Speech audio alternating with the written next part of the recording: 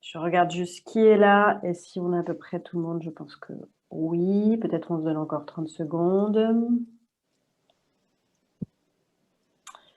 Donc, en attendant, je vais me présenter. Je suis Enis Mangado-Luneta, je suis directrice des programmes à la FEV. Je vous remercie beaucoup d'avoir rejoint cet atelier qui va essentiellement travailler sur la question en fait, de la parentalité dans les programmes de mentorat. Est-ce que tout le monde m'entend? Est-ce que c'est bon?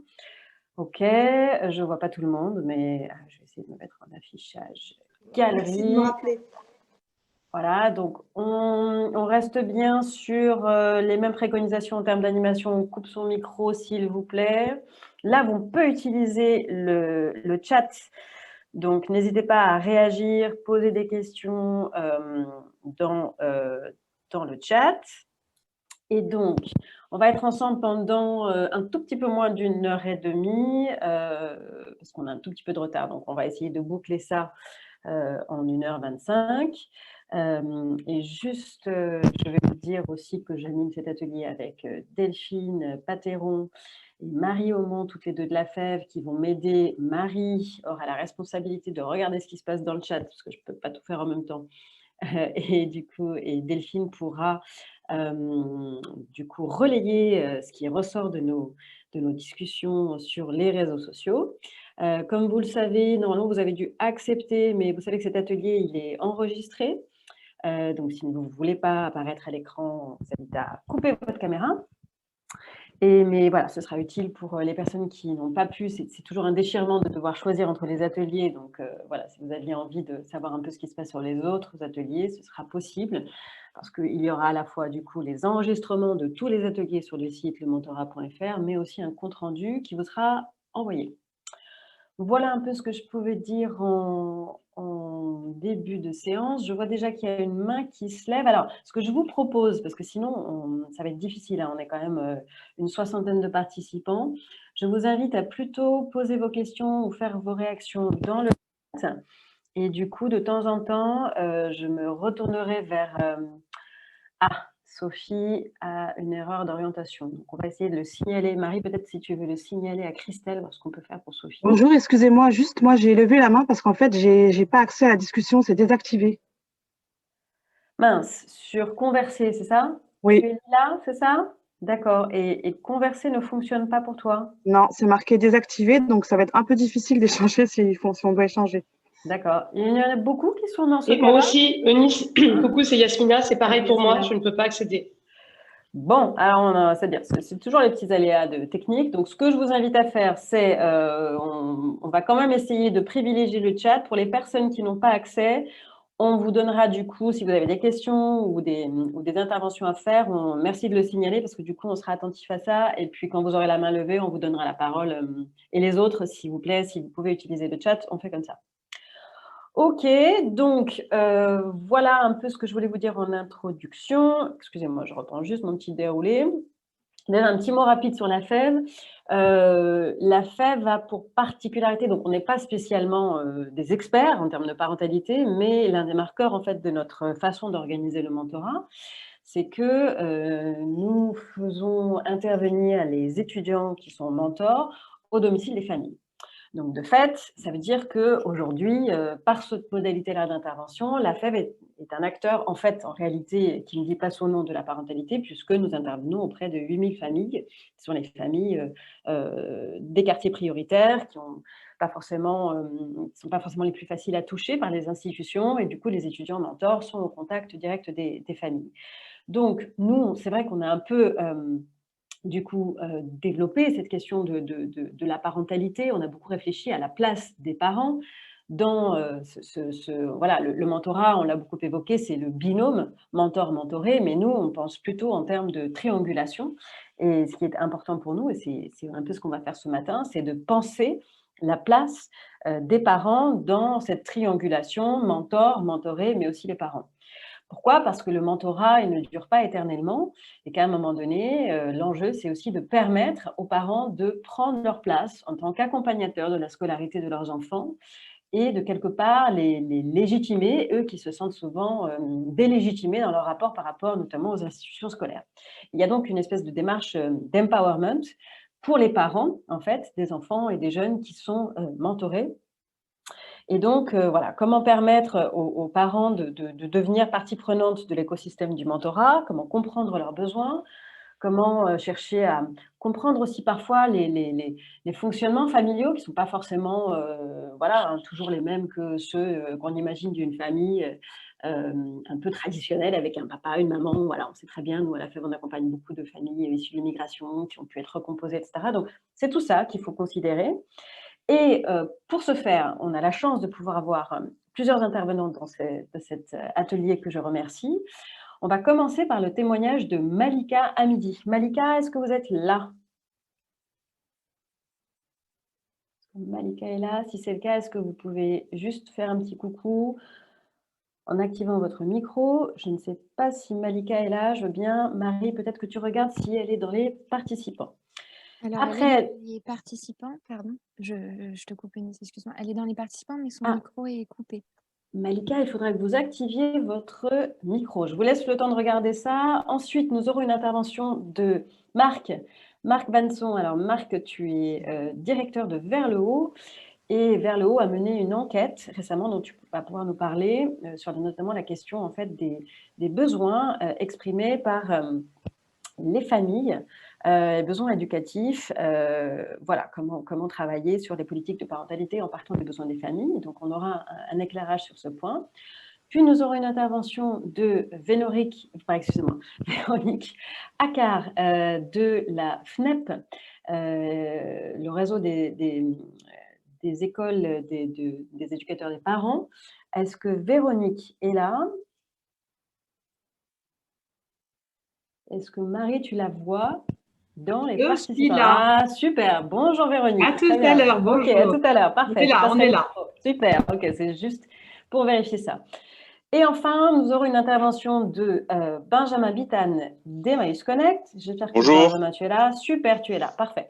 Qui va nous parler d'un parcours sur lequel vous avez travaillé, Emmaüs Connect, autour des questions de e-parentalité, c'est-à-dire comment les familles, dans leurs compétences éducatives, ont de plus en plus besoin en fait, de développer des compétences digitales, notamment dans la relation aux établissements scolaires. On pense à Pronote et on pense à d'autres interfaces qui maintenant en fait, supposent de maîtriser un certain nombre d'usages numériques. Ok, donc sans plus tarder, est-ce qu'on a récupéré du coup Malika? Oui, bonjour. Ah super, bonjour.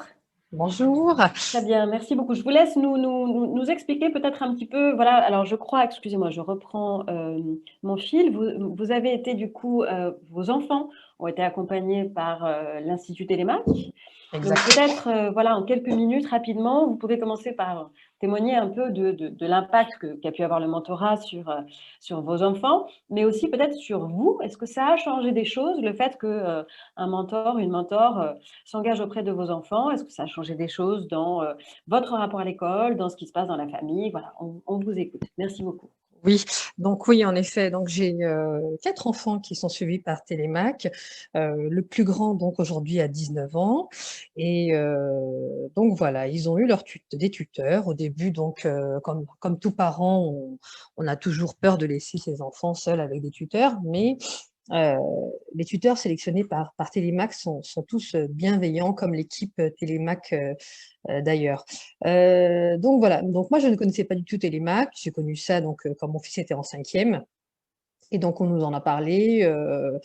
Et pour moi, je ne pensais pas qu'un institut comme l'Institut Télémac avait lieu d'exister, parce que pour moi, je me disais que bon, mon enfant, quand il aura son bac, il pourra choisir justement les études qu'il souhaiterait faire. Mais finalement, plus les années passaient, plus on se dit que ce système est comblé d'embûches. Donc finalement, il aura des obstacles. Et ces obstacles-là, on ne pourra pas les affranchir seul. Et on est donc dans une école, nous, on est en 93 à Saint-Denis, situation en éducation prioritaire. Même si mes enfants se donnent à fond à l'école, on sait très bien que le système, malheureusement, est très mal fait. On a des équipes pédagogiques, on a un turnover pas possible, on n'a jamais les mêmes enseignants, beaucoup de professeurs non remplacés, etc. Et donc moi, personnellement, je m'inquiétais énormément pour l'avenir de mes enfants. Et Et le fait de vivre dans un contexte tel que celui-ci, eh bien, ça nous met des barrières et on ne peut pas se projeter, on va dire, dans le futur correctement. Donc Télémac a réussi avec leur tuteur à donner confiance à mes enfants et à pouvoir se projeter, on va dire, dans des études supérieures et se dire que voilà, moi aussi je ferai telle ou telle, études après mon bac. Ils ont eu une motivation, très poussée par leurs tuteurs, des tuteurs franchement très bien, comment dirais-je, qui leur ont donné une confiance que mes enfants donc n'avaient pas du tout au début, hein.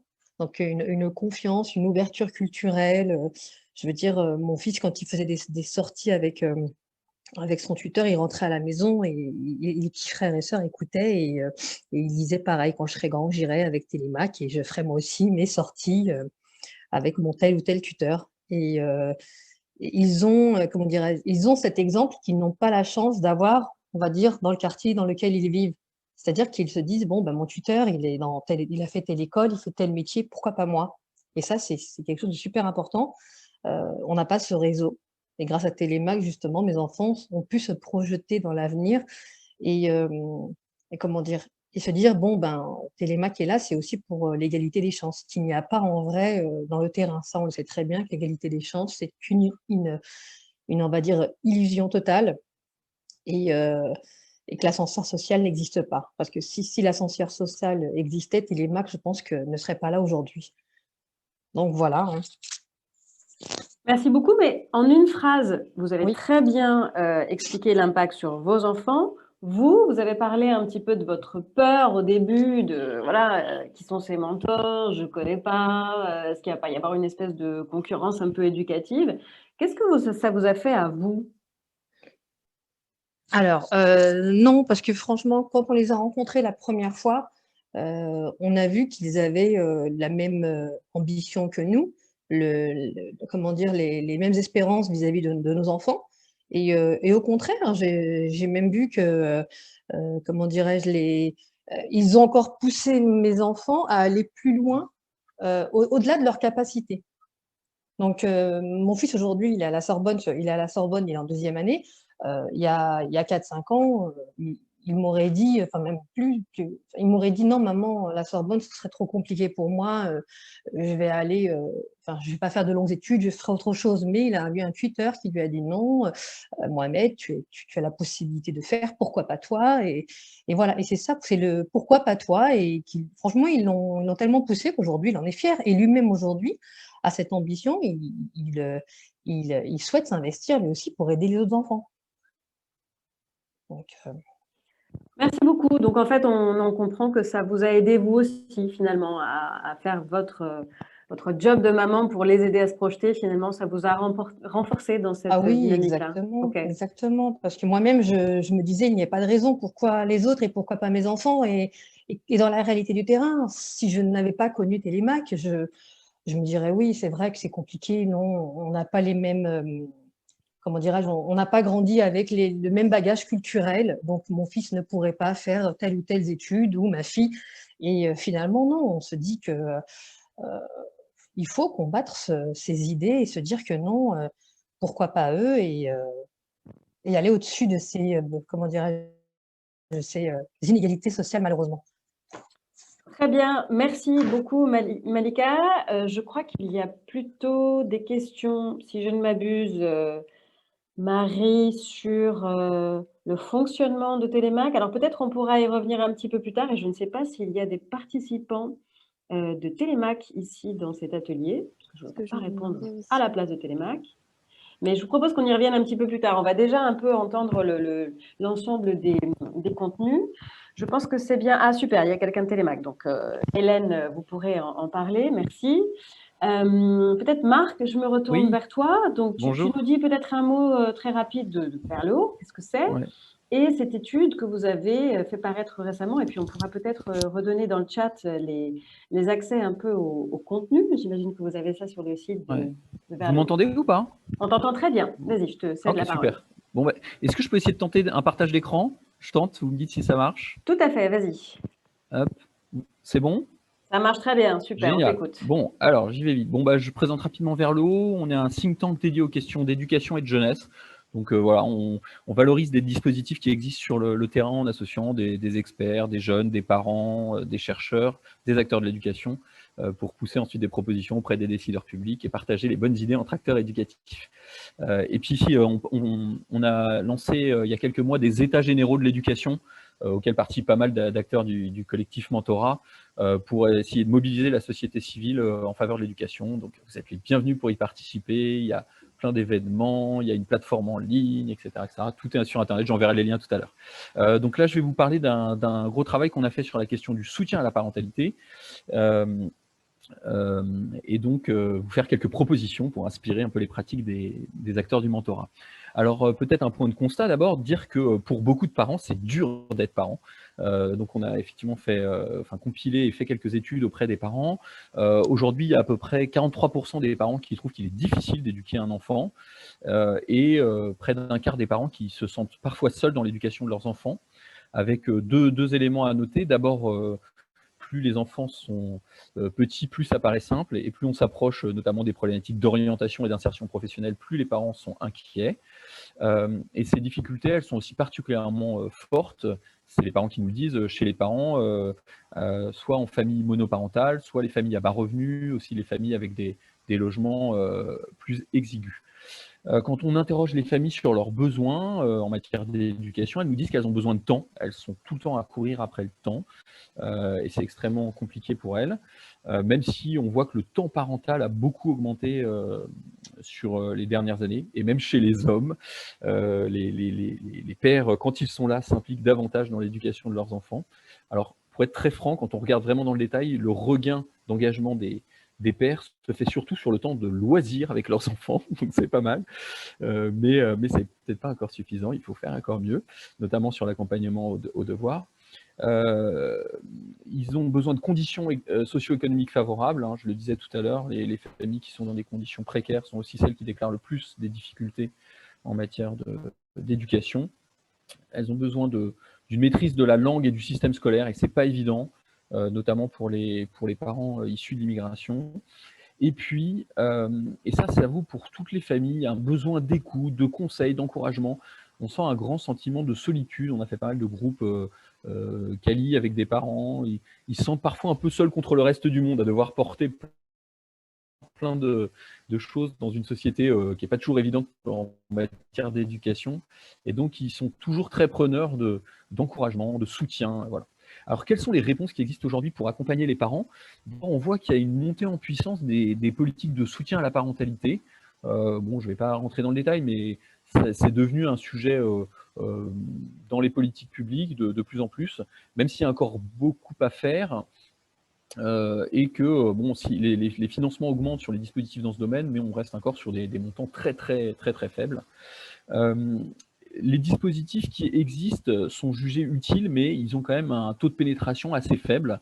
Par exemple, les REAP, qui est un peu l'outil phare sur les politiques de soutien à la parentalité, réseau d'écoute, d'accueil, d'accompagnement des parents, un taux de couverture des besoins des familles très faible. Il y a moins de 5% des familles qui ont recours à ces outils. Et dans les enquêtes, quand on demande aux parents, il y en a 47% qui nous disent qu'ils trouvent qu'il n'y a pas assez de dispositifs pour les aider.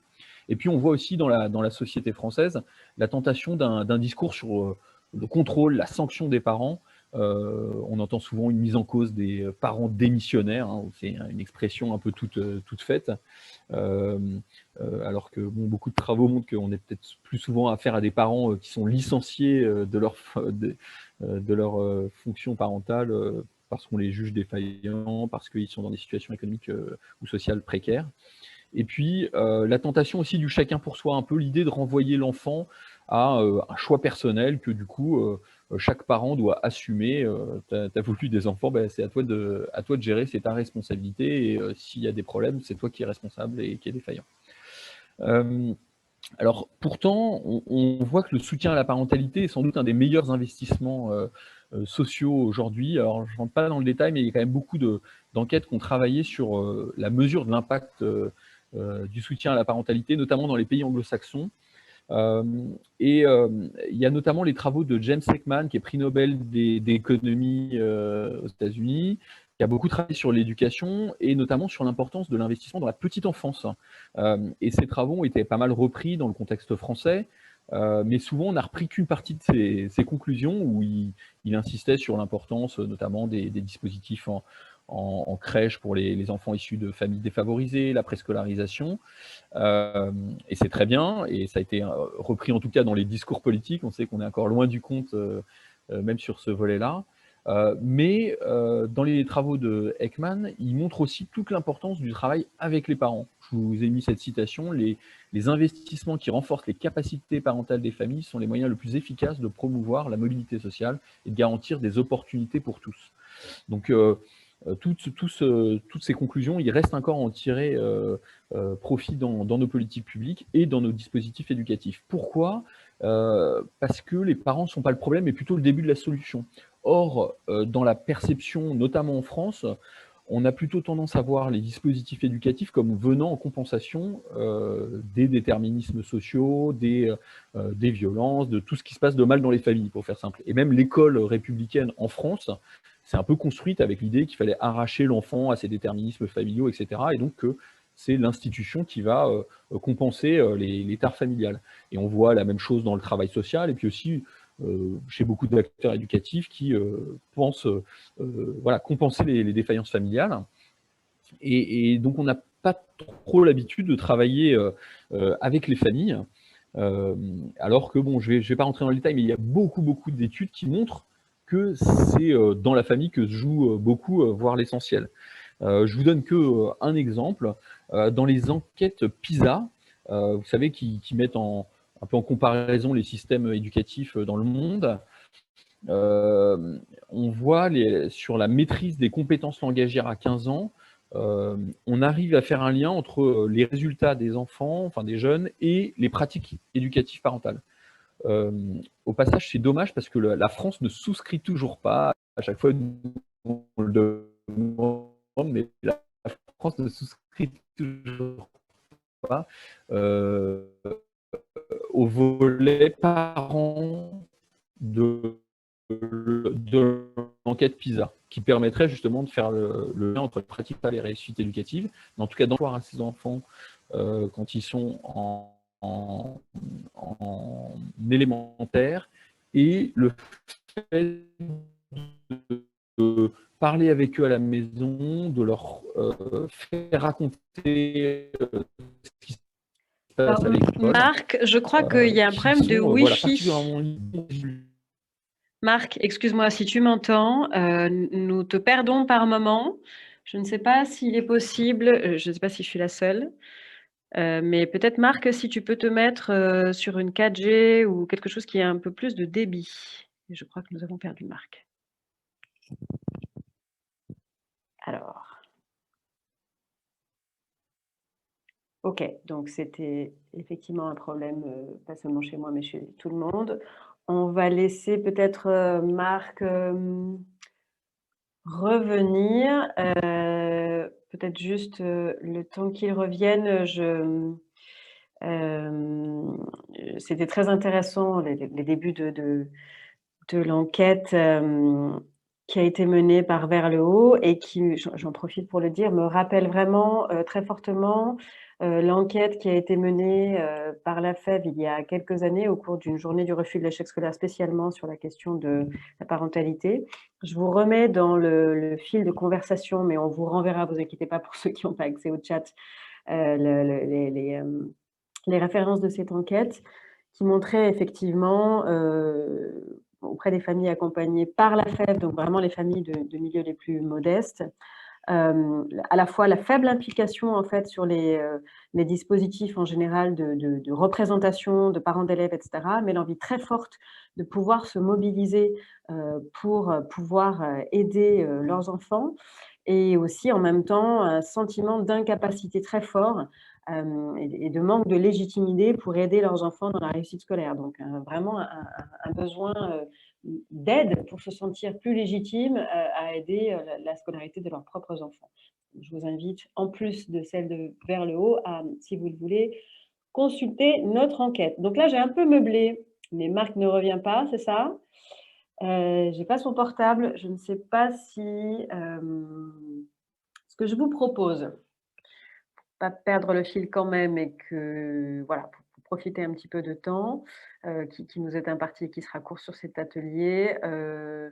Est-ce que, hop, excusez-moi, je reprends mon déroulé. Si Marc ne revient pas, est-ce que peut-être on peut passer à Véronique? Véronique Accard, et puis du coup, on entendra un peu plus tard la fin des conclusions de l'enquête de Vers le haut. Ça vous va? Désolée, hein, c'est un peu les aléas du direct depuis ce matin, on est un peu là-dedans, voilà. On va s'adapter, c'est pas grave. Donc, alors Véronique, vous êtes thérapeute familiale, vous avez été formatrice dans le réseau des EPE, c'est-à-dire les écoles des parents et des éducateurs. Vous pouvez peut-être nous en dire un mot rapidement pour ceux qui ne connaissent pas la FNEP et les EPE. Et surtout, ce qui est très intéressant, c'est que l'un des événements notables de côté FNEP cette année, c'est que vous avez mis en place, pendant le confinement et bien sûr pendant le premier confinement, mais je sais que vous continuez aujourd'hui, un numéro spécial, une ligne verte pour les Allo parents confinés, je crois que c'était ça le titre. Donc vous allez nous en parler, vous avez 10 minutes. Merci beaucoup et merci pour votre réaction comme ça au pied levé. On va essayer de retrouver la trace de Marc. Merci. Merci beaucoup. Voilà, donc effectivement, la FNEP a, dès le début du confinement, mis en place un numéro vert à destination des parents pour venir en aide justement à non seulement les parents, mais aussi parfois les jeunes et les éducateurs dans cette crise sanitaire. Voilà. Donc mon idée, c'est un petit peu, d'ailleurs, ça va rejoindre un petit peu l'enquête qui a été faite. Effectivement, cette écoute téléphonique où se relaient différents professionnels vient essentiellement en appui et pour apaiser, essayer d'écouter, d'apaiser et d'orienter les parents qui sont effectivement très angoissés et déroutés par ce confinement. On a eu affaire à des parents qui se sont retrouvés du jour au lendemain confrontés à un triple rôle, hein, celui de parent, celui d'éducateur et celui d'instit, de substitution, tout en conjuguant le télétravail. Tout ça dans un lieu confiné, sans répit possible, des parents qui se sont retrouvés à éduquer leur enfant, s'occuper de leur enfant 24 heures sur 24, ce qui est complètement nouveau. Donc des parents qui ont pris conscience aussi hein, de ce que c'était qu'éduquer un enfant. Alors, nos impressions, je vais vous partager un petit peu mon vécu hein, d'écoutante, puisque moi-même je suis écoutante sur cette ligne depuis le début. Les préoccupations des parents, les appels des parents en général, c'était pour nous confier leurs difficultés éducatives, mais aussi les difficultés d'articulation, on l'a dit, avec vie conjugale, vie parentale pardon, et vie professionnelle, les problèmes de comportement des enfants, notamment par rapport au sommeil, par rapport à l'usage des écrans, et puis bien sûr des problèmes avec l'école, les devoirs, des parents qui se sentent inaptes, en tout cas inadaptés dans le travail. Ils ont trouvé que c'était très très compliqué ce rôle justement de soutien scolaire. Voilà, donc des parents qui étaient à 80% des familles monoparentales, ça il faut le dire, avec un sentiment de solitude, d'isolement très très marqué, qui était peut-être déjà là préalablement hein, au confinement, mais qui a été amplifié par cette situation. Des parents qui étaient peut-être déjà même, on peut dire, confinés au départ, hein, des parents qui vivent seuls avec leur enfant, double confinement, une fermeture avec l'extérieur absolument stressante. Donc, on a eu affaire à des parents épuisés, vraiment stressés et extrêmement culpabilisés. Culpabilisés dans leur rôle de parents, se sont trouvés incompétents et démunis, en fait. Donc, effectivement, besoin d'appeler d'urgence et d'être soutenu. C'était souvent émotionnellement assez fort. Voilà. Et donc, on est passé finalement petit à petit de parents qui avaient des graves problèmes, hein, enfin qui ont des difficultés, mais à des parents en situation de burn-out parental. Qu'est-ce que c'est que le burn-out, hein? C'est-à-dire des parents qui n'arrivaient plus vraiment à répondre, à écouter, à accompagner leur enfant. C'est-à-dire qu'ils faisaient les choses de manière un peu machinale, hein. Ils étaient là, ils pouvaient faire les repas, s'occuper d'eux, mais voilà. Mais en tout cas, avec une distance émotionnelle qui était nouvelle, que pour nous, on a constaté tout à fait nouvelle, hein, dans notre pratique en accompagnement des parents. Voilà, donc ce sentiment de culpabilité, je suis un mauvais parent, je suis incompétent, a provoqué un stress supplémentaire. Voilà, donc on me demandait un petit peu quels étaient, selon moi, selon nous, en tout cas, les besoins des parents aujourd'hui. Ça, c'est sûr d'être soutenu. Notre ligne, elle fonctionne à 100%. Hein, je veux dire, on a énormément d'appels. Elle est utile et en plus, elle est pérennisée aujourd'hui, hein, puisqu'elle est passée de Allo parents confinés à Allo parents en crise. Et là, il est question de transformer encore le nom pour répondre de manière la plus ajustée aux besoins des parents. Parmi les problèmes éducatifs, je pense que les parents ont vraiment besoin de savoir, ils ont besoin de repères méthodologiques, hein, ils ont besoin de savoir comment accompagner leurs parents, comment accompagner leurs enfants, comment concrètement accompagner leurs enfants dans les apprentissages notamment. Hein. Ils sont vraiment, voilà, qu'est-ce qu'on doit faire concrètement?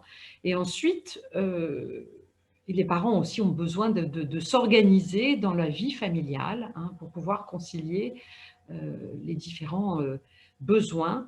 Ils se sont extrêmement mobilisés par les enfants et à la fois, ils ont besoin aussi d'articuler ça avec leur vie. Voilà. Enfin, je pense qu'on reviendra peut-être après sur les questions. Voilà, en gros, ce que je pouvais dire sur notre expérience de ce numéro vert, hein, en tant qu'écoutante. Voilà. Merci beaucoup, Véronique. Je crois qu'on a récupéré Marc, parce que Marc, je te vois dans les participants. Ah, super, Vous très m'entendez? bien. Je suis désolé, je ne sais pas ce qui s'est Pas passé. de problème. Non, non, mais on Les est joies content du de… direct. Donc, tu l'as compris, enclenché avec Véronique, mais je te propose d'aller au bout de vos deux interventions et peut-être à ce stade d'ouvrir un premier round de questions-réponses pour te laisser finir sur l'enquête. Est-ce que tu peux terminer en 5 minutes? Ouais, Ça te semble même pas. jouable? Je bah, m'étais génial. dit que j'en avais plus pour 2 minutes. Ou 3 Parfait, minutes. allez, je te cède le micro. Eh bien, j'y vais. Je retrouve juste mon partage d'écran. Voilà.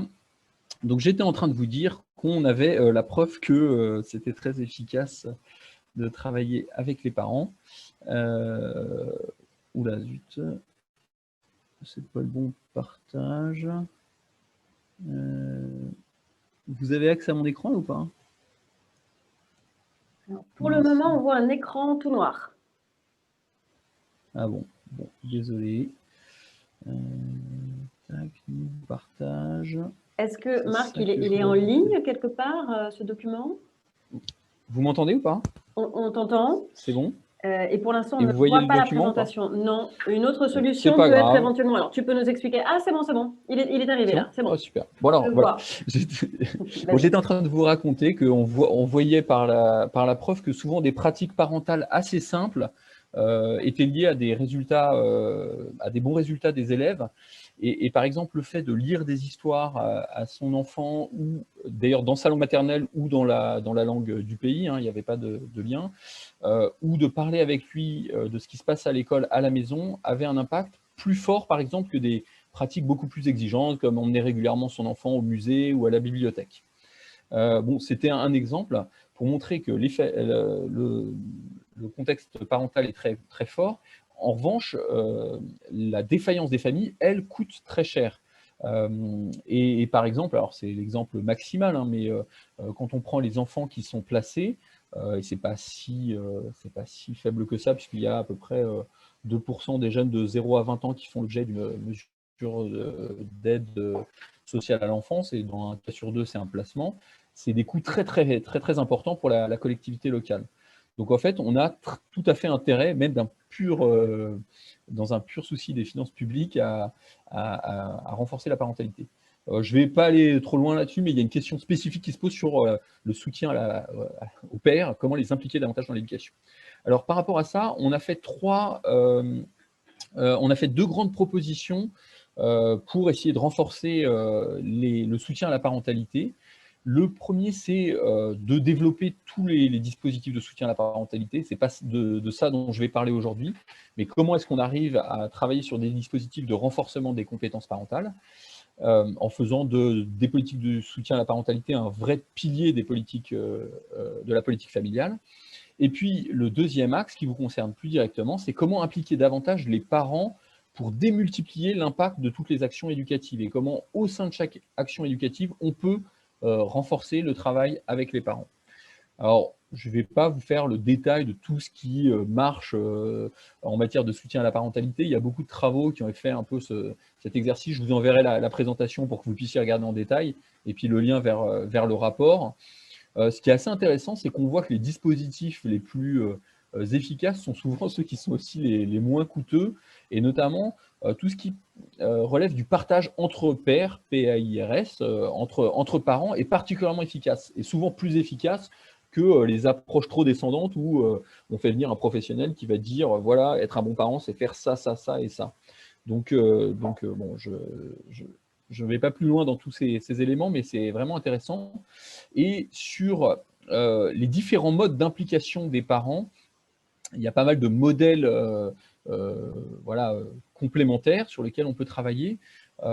Et le modèle qui vise à renforcer et à impliquer davantage les familles dans les apprentissages à la maison est évidemment un modèle intéressant pour les acteurs du mentorat.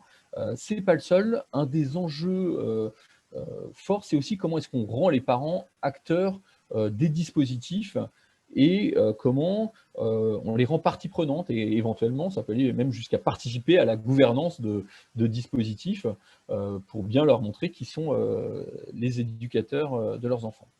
Là, je vous présente juste 2 slides. On vient de faire une enquête dans un gros baromètre qu'on publie sur la notoriété, enfin on a fait du coup 2 questions sur la notoriété des dispositifs de parrainage et de mentorat, et on voit qu'il y a beaucoup de parents qui ne connaissent pas encore ces dispositifs. 67% des parents ne connaissent pas les dispositifs de parrainage ou de mentorat. Chez les jeunes, c'est un peu mieux, il y a que 59% des jeunes qui ne les connaissent pas. Ce qui est intéressant, c'est que les jeunes qui sont le moins à dire qu'ils peuvent compter sur le soutien des familles et qui sont en recherche d'emploi sont les jeunes qui connaissent aussi le moins ces dispositifs, donc sur lesquels il faut sans doute mettre l'accent. Et en revanche, il y a une bonne connaissance, une meilleure connaissance des dispositifs de mentorat chez les jeunes qui habitent dans les quartiers politiques de la ville. Donc c'est le signe que l'engagement fort des acteurs du mentorat dans ces quartiers porte du fruit. Et puis, autre question, on leur a posé la question, est-ce que vous seriez intéressé pour bénéficier du mentorat ou pour que vos enfants bénéficient? Et là, on voit aussi un intérêt fort. Alors, chez les jeunes, 51%, alors ce n'est pas si fort que ça. Il y a sans doute un travail à faire pour montrer que le mentorat, ce n'est pas être en difficulté, qu'on peut y accéder quel que soit son niveau scolaire, et que ce n'est pas juste un signe stigmatisant d'échec. Et il y a un vrai intérêt, notamment des parents, pour être parrain. Ça, c'est assez intéressant. Ensuite, voilà, je vais finir avec juste quelques propositions pour les acteurs du mentorat sur la parentalité. La première proposition, c'est de faire un autodiagnostic, peut-être de vous poser la question, quel est l'état de nos relations avec les familles, avec les parents? Comment est-ce qu'on travaille avec eux aujourd'hui? Est-ce qu'on fait des choses? Pas du tout. Voilà, enfin, déjà, c'est la question. La deuxième, c'est de multiplier les occasions de rencontres et d'échanges réguliers avec les parents, idéalement à l'inscription, puis dans le suivi, et puis à la fin, dans le bilan. Ça, c'est vraiment important, parce que c'était dans le témoignage de la mère qui racontait comment ça avait été utile. C'est intéressant de débriefer aussi avec les parents pour s'améliorer, pour les conforter dans leur rôle. Et puis aussi de façon informelle. Il y a beaucoup de structures qui organisent des fêtes des parents, qui essayent de créer du lien entre les parents, notamment parce qu'on se rend compte que quand les parents se connaissent entre eux, quand ils connaissent les amis de leurs enfants et qu'ils connaissent les parents des amis de leurs enfants, il y a moins de comportements délinquants, il y a moins de comportements à risque. C'est assez intéressant parce que ça ne coûte pas cher et c'est efficace. Il y a évidemment la question de la formation des mentors au travail avec les familles.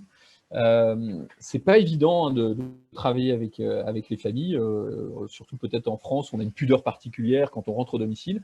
La FEV, de ce point de vue-là, est particulièrement intéressante par ce travail qu'elle fait déjà en rentrant dans les foyers.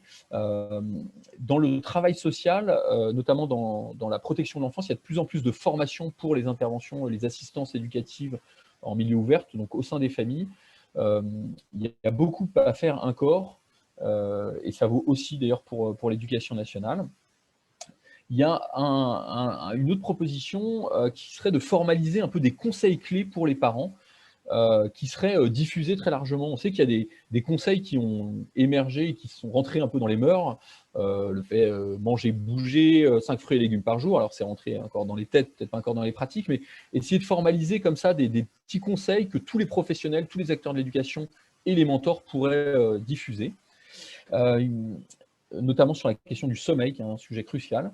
La question la possibilité qui pourrait être faite aux parents d'entrer en lien avec des acteurs de la parentalité. Les mentors, vous avez un lien avec les familles. Comment est-ce qu'on pourrait capitaliser là-dessus pour aiguiller les parents demandeurs vers des dispositifs, parce qu'on se rend compte que souvent les dispositifs ne sont pas connus. Voire dans certains cas, monter vous-même, acteur du mentorat, des groupes de parents ou proposer des groupes de parents de partage entre pairs. Vous jouez aussi un rôle déjà assez fort de médiation entre les parents et l'école. C'est vraiment quelque chose de précieux et qui demande à être renforcé. Et puis pourquoi pas du mentorat entre parents. Je sais que ça fait partie des propositions que nous on porte auprès des fédérations de parents d'élèves, de voir comment est-ce que des parents impliqués, bien intégrés, qui connaissent bien l'école, peuvent venir en soutien, en mentorat d'autres parents qui découvrent ou sont plus éloignés de l'école. Donc c'est voilà, des pistes. Hein. Ce qui est intéressant, c'est que c'est assez exigeant, ça demande un changement culturel, mais quand on se lance là-dedans, quand les bénévoles, les professionnels se lancent là-dedans, ils se rendent compte que ça a un impact fort et c'est assez gratifiant. Et pour les parents, c'est extrêmement valorisant d'être considéré comme le premier acteur de l'éducation, celui à qui on peut demander aussi son avis, et pas juste un parent en difficulté qu'on va aider. Donc voilà, je pense que c'est un des leviers d'action vraiment très fécond pour les années à venir. Merci beaucoup et désolé pour les problèmes techniques.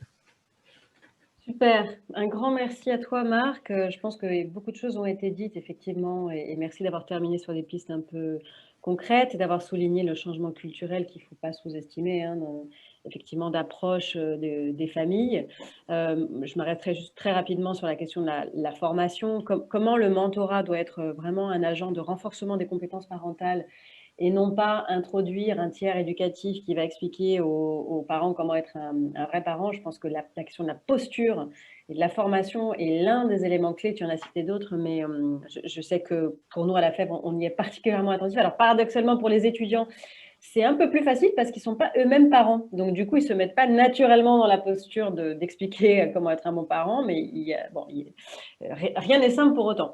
Je propose, comme il n'y a pas forcément de grandes questions dans le chat et qu'en fait, le temps court, je vous propose d'écouter juste l'intervention de Benjamin, ce sera la dernière, et d'ouvrir à la fin, de garder le temps qui nous reste à la fin, parce que nous allons rejoindre la plénière à 12h30. On va céder la parole à Benjamin qui va nous expliquer en un mot ce qu'est Emmaüs Connect, pardon. Mais surtout, on va être à plein dans les propositions concrètes sur renforcer les compétences parentales et notamment la question des compétences numériques. Alors, je vais désépingler Marc, mais je n'arrive plus à le faire. Est-ce que quelqu'un peut épingler Benjamin? Ah, voilà, super. Benjamin, tu nous entends? Tu veux parler pour voir un peu un test? Oui, tout à fait. Génial. Alors, the Vous m'entendez? floor is yours.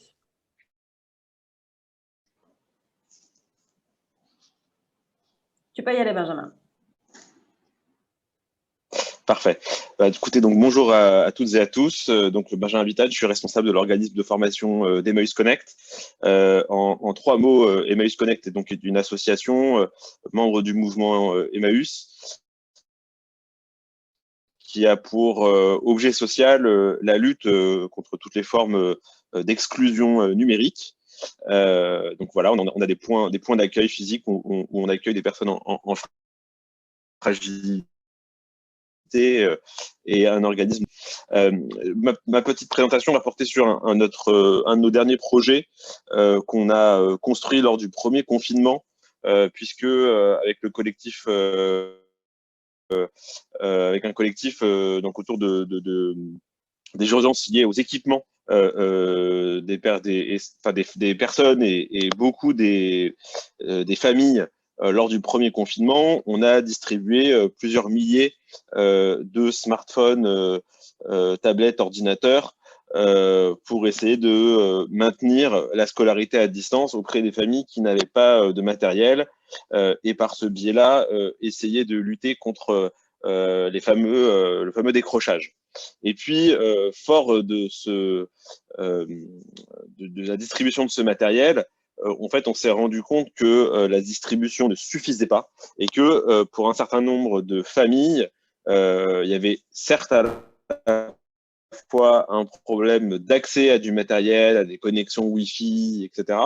Mais il y avait aussi des difficultés quant à la maîtrise des outils numériques et qu'aujourd'hui, la société étant de plus en plus digitalisée, la scolarité étant de plus en plus digitalisée avec l'arrivée de Pronote, du LSU, qui sont en gros les outils de correspondance, ou les outils plutôt, je dirais, pédagogiques de l'éducation nationale que sont les espaces numériques de travail ou la visio, on s'est rendu compte que c'était des compétences qui étaient indispensables pour les parents dans une logique de suivi de la scolarité des enfants, dont on sait très bien, je vais enfoncer une porte ouverte, mais que plus les parents sont investis dans le suivi de la scolarité de leurs enfants, plus les chances de réussite scolaire de l'enfant sont importantes. Et là-dessus, je rejoins ce qui a été dit lors de la plénière par Boris Cyrulnik, qui était extrêmement intéressant sur l'idée de, finalement, on se construit individuellement à travers la relation à l'autre. Et la première relation qu'on a, c'est certes, c'est les professeurs, certes, ça peut être le mentorat externe, mais c'est aussi la place et l'accompagnement que les parents peuvent offrir. Et donc, dans cette optique-là, on a construit donc ce parcours. On a consulté un certain nombre d'acteurs un peu spécialistes du sujet. Je n'ai pas ici tous les cités. Mais l'idée de ce parcours, c'est de proposer à des parents dont les enfants sont scolarisés soit en école primaire, collège ou lycée, qui sont identifiés par le monde de l'action sociale présent dans les établissements scolaires, de pouvoir bénéficier d'un parcours de formation qui fait au maximum 21 heures, afin d'acquérir, je dirais, 3 grands types de compétences. Des compétences autour de ce qu'on appelle les compétences numériques de base.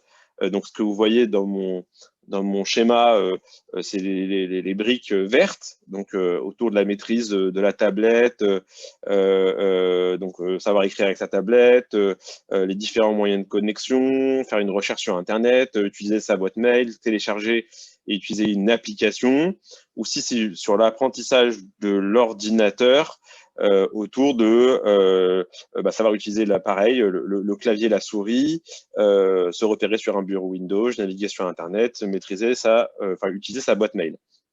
Donc les compétences numériques de base, premier volet. Deuxième volet, plutôt autour, je dirais, de la maîtrise des outils propres à l'éducation nationale que sont l'espace numérique de travail, la visio d'un côté, et de l'autre, le livret scolaire en ligne et Pronote.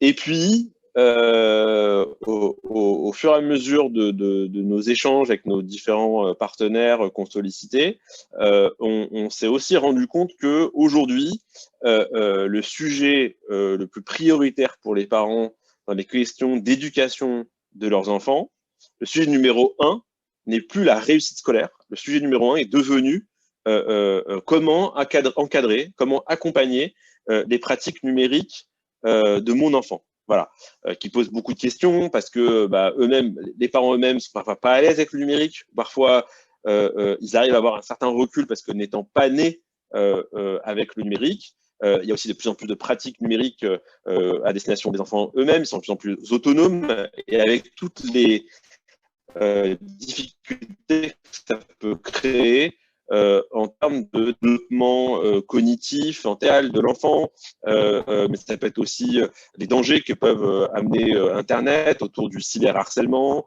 autour de d'être trop tôt mis devant des contenus trop violents ou pornographiques, etc.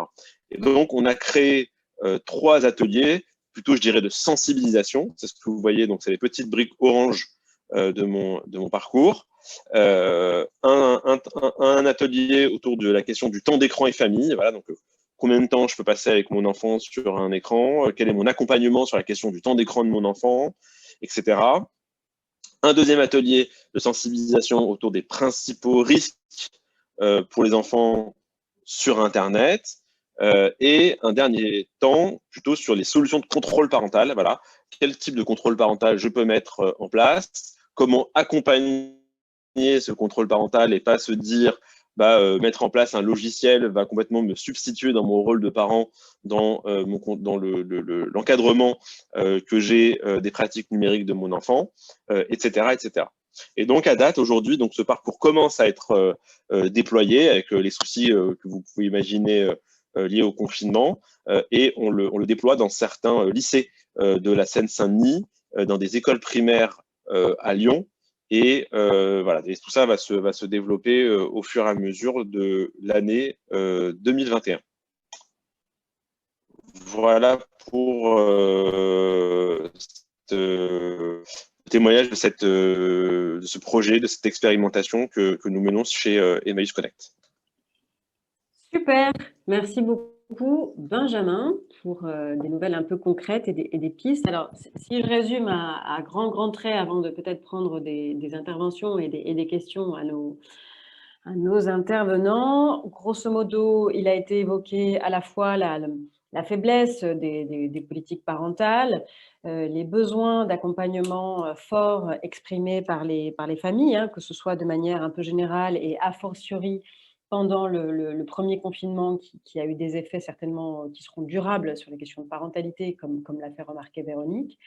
Marc nous a donné quelques pistes concrètes, y compris pour se servir du mentorat comme un renforcement des compétences parentales. Et Benjamin, tu viens de nous expliquer, effectivement, hein, tu as raison, hein, comment dans la difficulté des compétences parentales s'ajoute cette dimension d'être parent aujourd'hui à l'ère du digital et des digital natives, avec cette question qui n'est plus une question secondaire, qui est une première question à laquelle sont confrontés les parents, de comment je fais pour ne pas être à la ramasse derrière mes enfants qui, en fait, maîtrisent mieux que moi les outils digitaux et qui, pour autant, n'en sont pas protégés.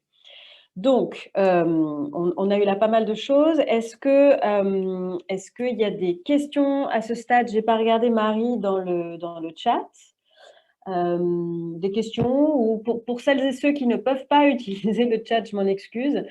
S'il y a des réactions ou des prises de parole, on peut se donner le temps. Donc, juste petit rappel en termes de timing, il faut qu'à 12h30, on s'arrête pour rejoindre la plénière.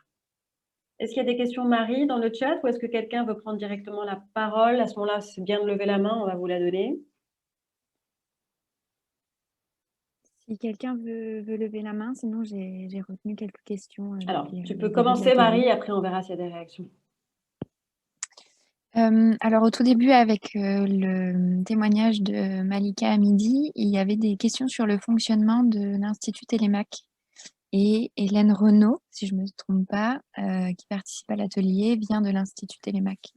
Super. Merci. Du coup, je peux reprendre un petit peu ce que fait l'Institut Télémac et puis aussi rebondir sur tout ce que vous avez dit par rapport à l'étude et sur quoi ça nous a fait cheminer de notre côté. Donc, à l'Institut Télémac, on met en place un double mentorat, à la fois un mentorat qui est issu de personnes de l'entreprise et puis un mentorat qui est issu du monde de l'éducation. Donc, en fait, ce sont des jeunes qui viennent de la partie de la 5e jusqu'à la terminale. Donc, c'est un mentorat qui dure longtemps, qui est à la fois qui passe du collège jusqu'à la terminale. Et ce sont des jeunes, soit boursiers, soit des quartiers prioritaires de la ville et qui sont sélectionnés par les établissements. Et nous chargeons en fait de trouver des mentors pour tous ces jeunes.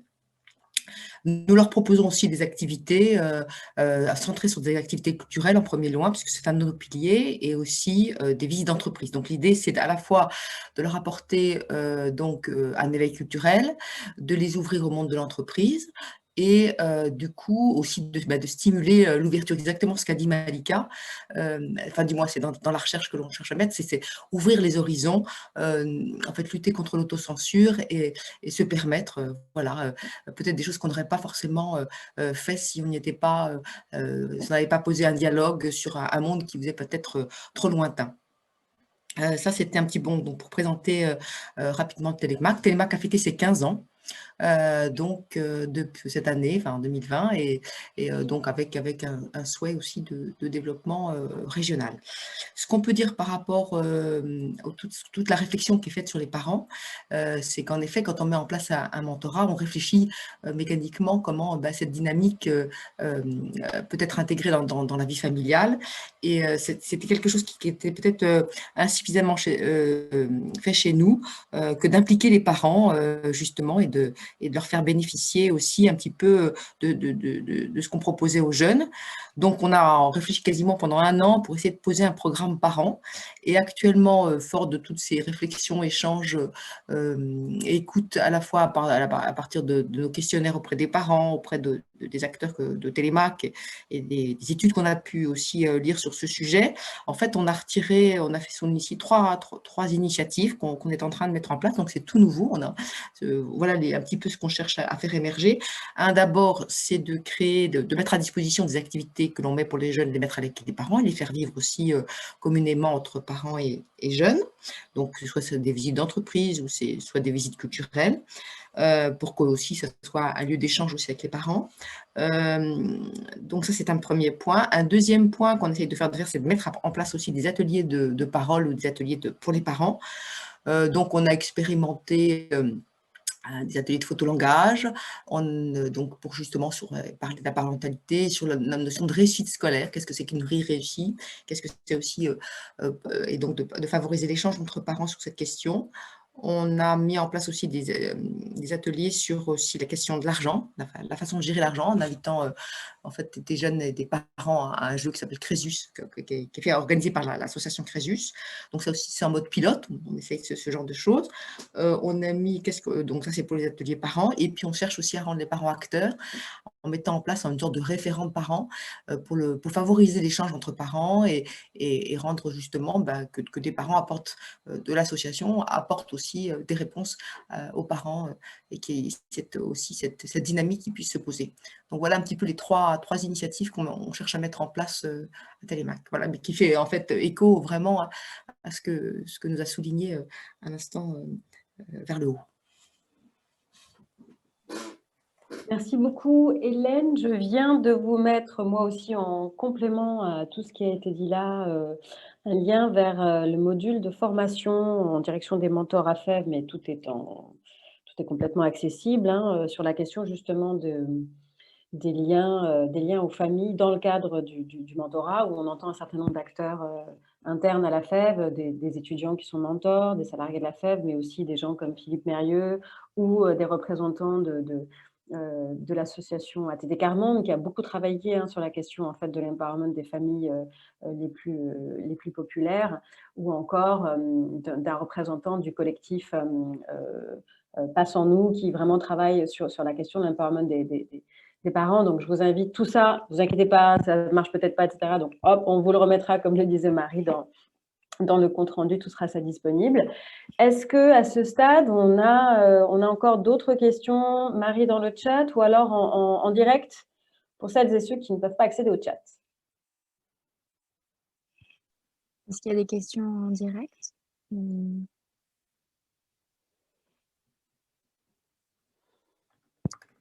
Ok. Alors, il y a eu plusieurs questions sur l'étude de Vers le haut, notamment comment étaient ciblés les parents interrogés et également sur quel territoire avait été réalisée l'étude. Alors, il y a plusieurs enquêtes, j'ai fait référence à plusieurs enquêtes différentes, je n'ai pas donné toutes les références.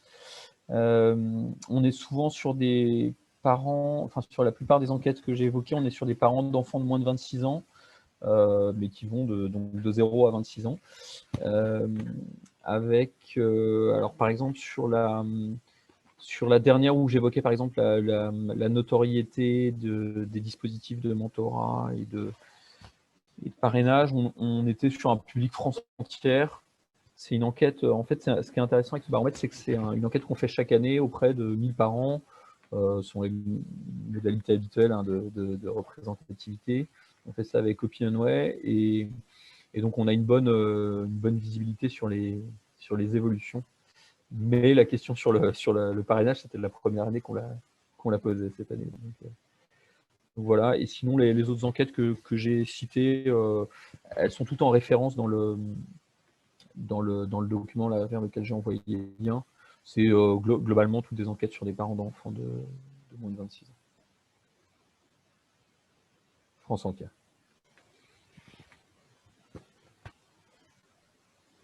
Merci. Marie, il y avait d'autres choses? Ou tout simplement, s'il n'y a pas de questions, il peut y avoir aussi des réactions, des témoignages pour celles et ceux qui mènent en direct des actions de mentorat et qui se sont frottés à cette question du lien en famille. N'hésitez pas, hein, parce qu'après, en plénière, ça va devenir moins participatif, donc c'est maintenant ou jamais. Il y avait juste une question, mais de toute façon, on mettra le numéro dans le compte-rendu.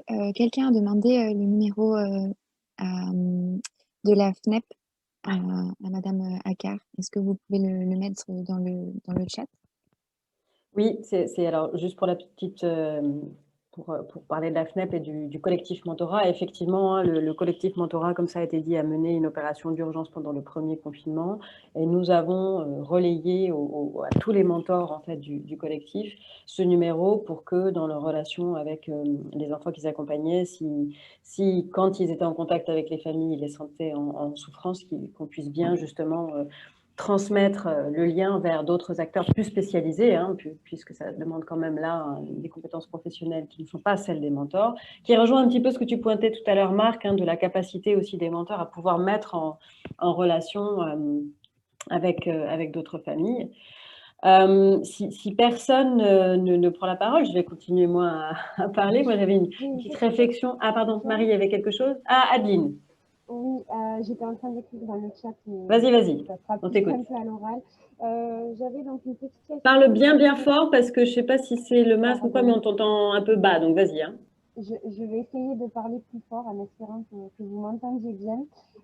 Donc une petite question pour Benjamin Ditane, donc qui nous a présenté le parcours de formation à destination justement des parents dont les jeunes sont scolarisés. Moi, je me questionnais, je trouve ça très intéressant puisque à la FEV, en tout cas, nous, localement, nous essayons de développer donc, des actions à destination de nos jeunes accompagnés. Est-ce que ce parcours-là, donc si j'ai bien compris pour l'instant, va se déployer dans les établissements scolaires, mais est-ce qu'il va pouvoir, je ne sais pas, éventuellement par la suite, voilà, être déployé plus largement et est-ce que du coup, nous, peut-être en tant qu'association, nous pourrons aussi peut-être proposer ça aux familles du coup, dont les jeunes sont accompagnés par la FEV, par l'EMAC ou d'autres associations du collectif. Merci Adeline, je reformule parce que voilà, Marie l'a mis super.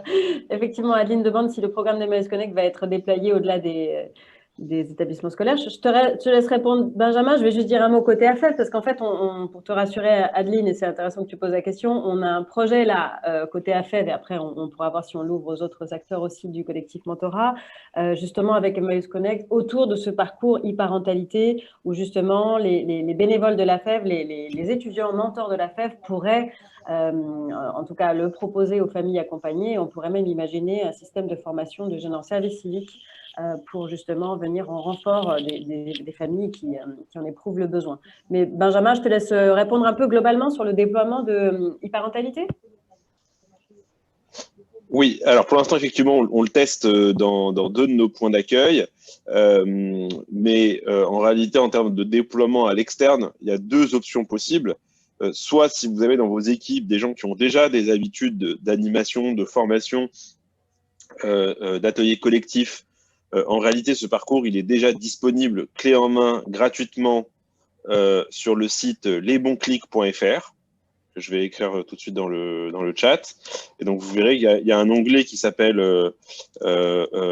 parentalité et numérique.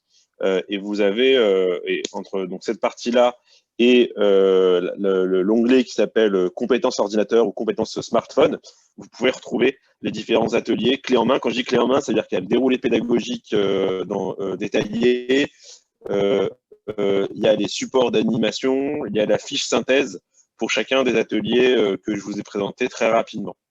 Ça c'est, on va dire, ça c'est dans le cadre où on a une équipe qui est autonome dans sa capacité d'animation. Si vous ressentez le besoin de vous former à l'animation et d'être aidé dans l'appropriation des contenus, vous pouvez tout à fait nous contacter et à travers une journée de formation, vous aider à vous initier à la pédagogie et à l'appropriation des différents contenus qui composent ce parcours.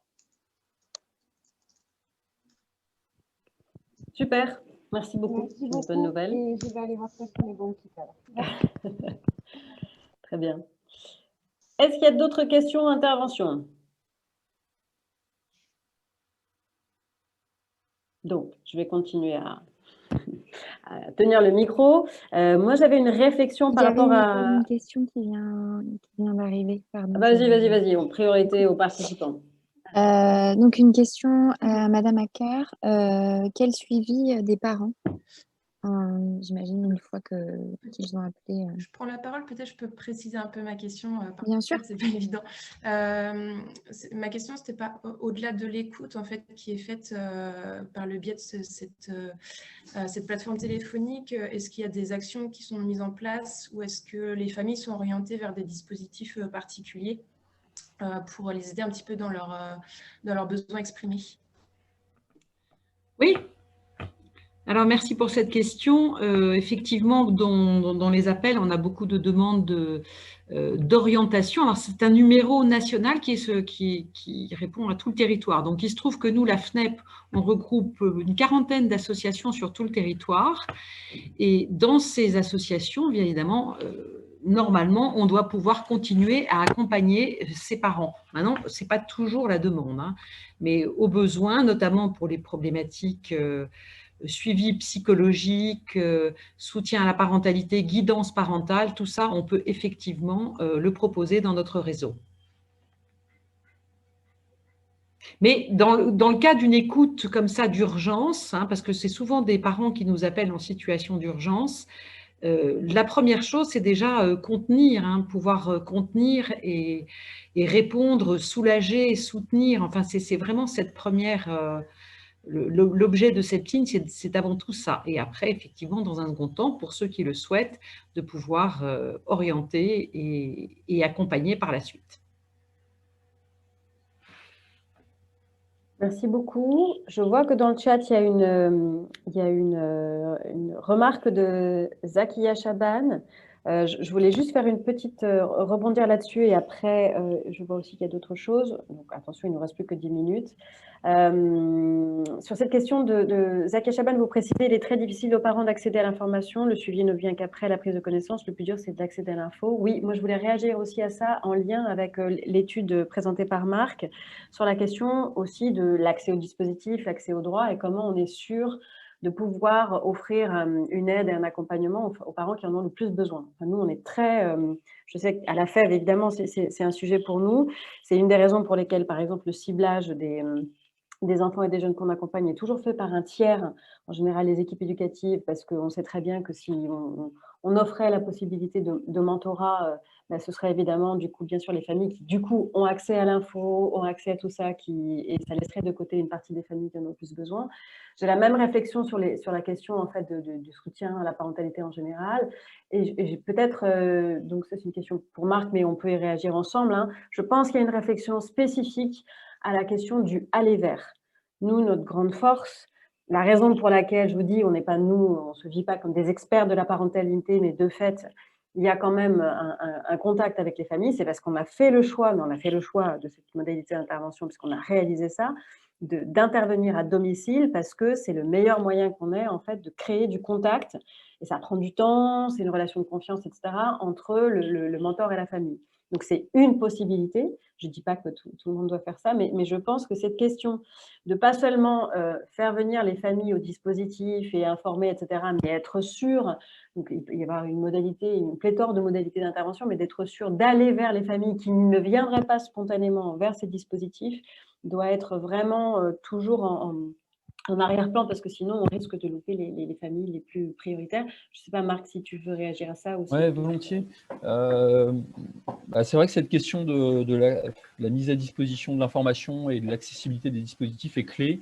Il y a plusieurs volets. Il y a un premier volet culturel, c'est comment banaliser le soutien à la parentalité et donc reconnaître que c'est difficile d'être parent et qu'on est tous concernés. Ça, on a peut-être un effort, nous tous, d'accepter nos limites. Enfin, je parle pour les parents, mais bon, voilà, d'accepter nos limites, de pouvoir en parler. Et sans doute que là, pour le coup, une campagne de communication gouvernementale un peu forte là-dessus serait intéressante. Nous, on avait présenté, et on met les références dans le rapport, ce qu'avait fait le Pays de Galles là-dessus. Ils avaient vraiment fait une grosse campagne de communication très bienveillante, très positive sur le thème « L'éducation commence à la maison », où c'était des enfants qui remerciaient leurs parents de tout ce qu'ils faisaient pour eux avec des petits comportements et montrer que c'était positif, que voilà. Donc ça, il y a un premier volet. Après, il manque plusieurs choses. Il manque donc de l'information bien ciblée. Et ça, nous, ça fait plusieurs années qu'on pousse le sujet auprès de la branche famille, qui est devenue quand même l'opérateur, enfin, ou plutôt le financeur principal sur ces sujets. Ils ont quand même les fichiers de toutes les familles. Comment est-ce qu'ils diffusent maintenant largement l'information pour les parents? Et notamment, il faudrait une appli géolocalisée pour tous les allocataires de la CAF, où on peut savoir en temps réel quels sont les différents groupes de parents, etc., qui existent. Il y a aussi un besoin, et heureusement que la FNEP le fait, de structurer des offres un peu au niveau national, qui soient bien marketées, que les parents puissent connaître, parce que franchement, les sigles réap, machin chose, personne peut connaître, et enfin, personne n'a jamais envie d'aller voir un réap. Hein. Donc ça, il y a vraiment un travail de marketing. Nous, on prend parfois l'exemple de ce qui s'est passé dans le secteur de la petite enfance, où il y a 30 ans, 40 ans, il y avait plein de petites crèches familiales, des petites associations, et puis progressivement, il y a des acteurs nationaux qui sont structurés avec des montées en qualité, des labels, des capacités à proposer une offre sur tout le territoire national en lien avec les collectivités locales. Donc peut-être qu'il y a quelque chose à faire de ce niveau-là, au niveau du soutien à la parentalité. Et puis, et c'est là où je rejoins tout à fait ce que dit Nice, c'est-à-dire que le côté aller vers, c'est coûteux, c'est compliqué d'aller chercher les parents. En revanche, il y a plein d'endroits où les parents sont aussi là, ou en tout cas peuvent être là dans les structures éducatives. Et par exemple, dans la loi de 2013, il y a l'obligation d'avoir des espaces parents dans les établissements scolaires. Or, aujourd'hui, beaucoup de ces espaces parents sont des coquilles vides, notamment parce que les chefs d'établissement ne savent pas quoi faire, comment animer ces espaces. Nous, par exemple, on fait la proposition de donner pour chaque établissement scolaire une petite enveloppe budgétaire qui soit à la main du chef d'établissement pour animer ces espaces et pouvoir être capable de faire venir un jour un référent pour faire une conférence sur les questions numériques et éducation, pour avoir un temps d'échange, parce qu'il y a plein d'associations, notamment des associations familiales qui ont des groupes de partage entre parents. Elles sont pas très connues, elles n'ont pas de lieu, etc. Donc, je n'ai plus le chiffre exact, mais je crois que dans le budget global de plus de 40 milliards du ministère de l'Éducation nationale, les dispositifs parentalité, c'est 7 millions ou 8 millions d'euros. Je crois que c'est la mallette des parents et l'opération ouvrir l'école pour la réussite ouvrir l'école aux parents pour la réussite des enfants. C'est des tout petits budgets, alors même qu'on voit que ça marche très bien quand ça marche. Donc, il y a effectivement beaucoup de travail pour rendre ça accessible, banaliser ce soutien à la parentalité. Oui, je suis d'accord que là, il y a un sujet effectivement d'investissement et de priorisation en termes de politique publique. Je pense que tu l'as tout à fait bien exprimé. Je vois dans le chat vraiment des échanges très intéressants, mais peut-être que Zakia et Lila, alors il nous reste, on a eu un tout petit rab, je vous le dis parce qu'on a gratté 5 minutes. On peut aller jusqu'à 12h35 et donc il nous reste exactement 8 minutes. Des questions vraiment très intéressantes sur comment vraiment aller chercher les parents, comment ne pas les effrayer sur le rapport aux institutions, comment les croyances culturelles, les ateliers parentalité sont pris comme un peu justement, ça fait peur, quoi. Ça effraie, ça remet en question l'exercice parental. Est-ce que Zakia ou Malika, vous voulez en dire un mot? Alors, Zakia a un problème de micro. Peut-être que Lila, vous pouvez intervenir. Allô? Oui. Oui. Oui. Allez-y. Je ne sais pas si Malika veut prendre la parole avant, je la laisse. Oh, peu importe. Hein. Allez-y, allez-y.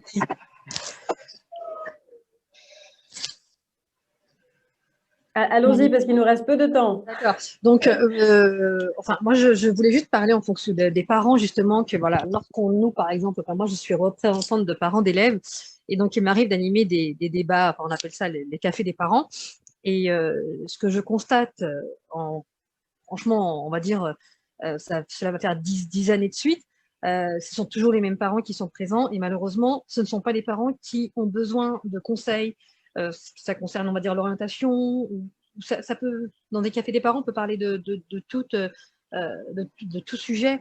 Et donc, ce sont toujours les mêmes parents qui sont présents. Et les parents, justement, qui ont besoin d'aide ou d'écoute, ne viennent pas dans ce genre de moments au sein de l'école, car pour eux, l'école, eh bien, il y a encore cette barrière qui fait que on a une crainte de ces institutions et malheureusement, ces parents, eh bien, on ne les voit jamais, seulement quand il y a un souci, malheureusement, quand l'enfant fait une bêtise ou autre, et là, ils se font convoquer. Pour eux, l'école, c'est juste, malheureusement, ils se font, comment dire, invités, on va dire, à l'école lorsque il y a un souci avec l'enfant, et lorsque nous organisons des cafés des parents, ils ne sont pas là. Et il y a cette crainte de l'institution. Je ne sais pas comment faire pour justement enlever cette barrière, mais c'est très, très compliqué de faire entrer ces parents au sein de l'école. Et malheureusement, ce sont toujours les mêmes qu'on voit. Et il y a cette différence de catégories socio-professionnelles. Hein. Moi, je le vois dans les réunions. Moi, je ne travaille pas, c'est un choix parce que j'ai décidé de m'occuper de mes 5 enfants. Mais au sein des réunions organisées, il y a toujours des familles, on va dire, je ne peux pas dire modèle, car il y a des problèmes dans chaque type de famille, mais des familles dont les enfants prennent déjà des cours de langue, des cours de piano, qui sont investis, qui ont une grande culture générale, et les enfants qui sont dans le besoin, malheureusement, les parents, on ne les voit pas. Voilà. Merci beaucoup. Lila, vous souhaitiez réagir?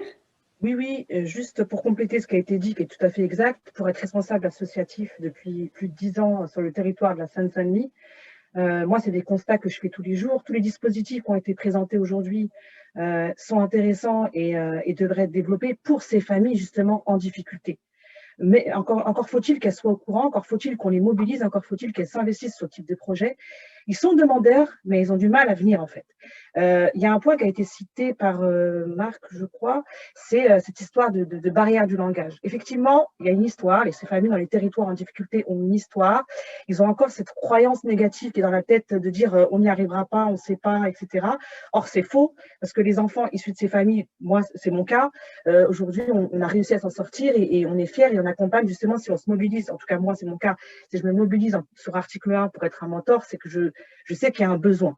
Mais il faut le partager avec ces familles qui sont réellement en difficulté. Et moi, la question que je me pose sur ce type d'initiative qui a été lancée aujourd'hui, c'est pourquoi pas aller plus loin et réfléchir à accompagner les familles en difficulté dans ces quartiers difficiles et les mobiliser de manière à ce qu'ils deviennent eux-mêmes des mentors, voire des ambassadeurs.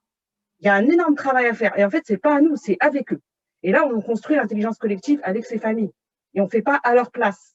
Et c'est ça qui est intéressant, parce que quand j'anime moi des ateliers avec ces familles qui sont en difficulté, je découvre des compétences, mais je découvre des compétences que je dis, mais c'est extraordinaire ce qu'on a dans les quartiers difficiles. Moi, je m'éclate tous les jours.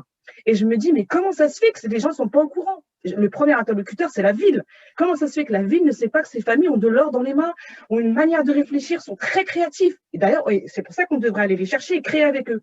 Or, aujourd'hui, on réfléchit entre nous. Ils ne sont pas là, par exemple, ces parents. Là, on a Malika qui nous a présenté pas mal de choses, et je la remercie.